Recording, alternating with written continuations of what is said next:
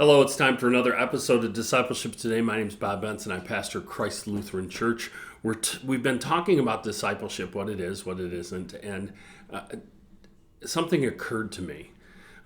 There's a couple of observations I want to make about the word discipleship. The word discipleship never occurs in the Bible.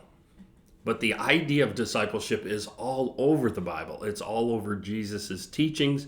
It's all over his actions. The term is really kind of ambiguous in our English.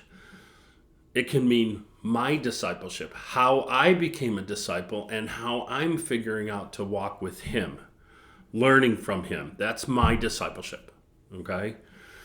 It could mean that, or it could mean the activity of helping others in becoming or being disciples, in a sense that they learn from him and they grow in him. My discipleship, my walk, may look completely different from yours.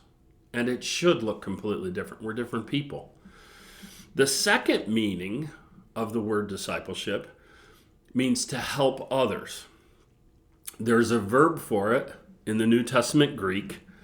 It means to make disciples. It can mean to preach the gospel so that people get converted to Jesus Christ and become Christians, and therefore they become disciples.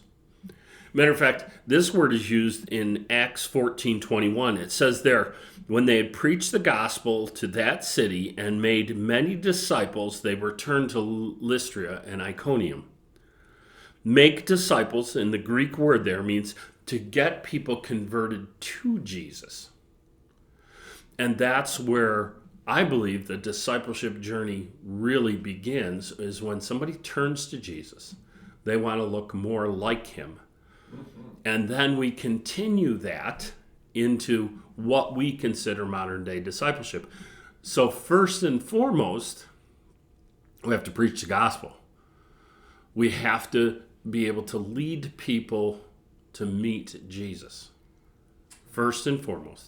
And then once they come to a saving knowledge of Jesus Christ, how do we invest in them to become the disciple they're called to be? See, we're not just making disciples, we're making disciples. When somebody sees the value that you're pouring in, all of a sudden they understand that they can have that same value to pour into someone else. That's what the pattern was in the first century. And it still should be part of the pattern today. It can mean the whole process of this conversion. The baptism and teaching the ways of Jesus, as it's used in Matthew 28:19 and 20. Go therefore and make disciples. Leading people to Jesus. And then continuing to walk with them. It's a long, arduous process. Now, they're sanctified instantly, okay? Well, no, I'm sorry, they're justified instantly. The sanctification is that long walk after justification. Justification happens once and it happens completely, just as if we'd never sinned, but it means more than that. It means that we have no condemnation. It means that all the righteousness that Jesus did is moved to our account. And how do we walk that out in our lives? Once we understand that, that's when discipleship becomes this long, arduous journey. That sanctification that takes the rest of our lives. It's a long process. It's a lifetime process that begins at that moment of conversion. We have to remember that as we enter into discipleship. We have to understand the terminology, and we have to use it effectively in our lives today. So I would encourage you to look at that, look at those Greek words, and apply them to your lives and live them out.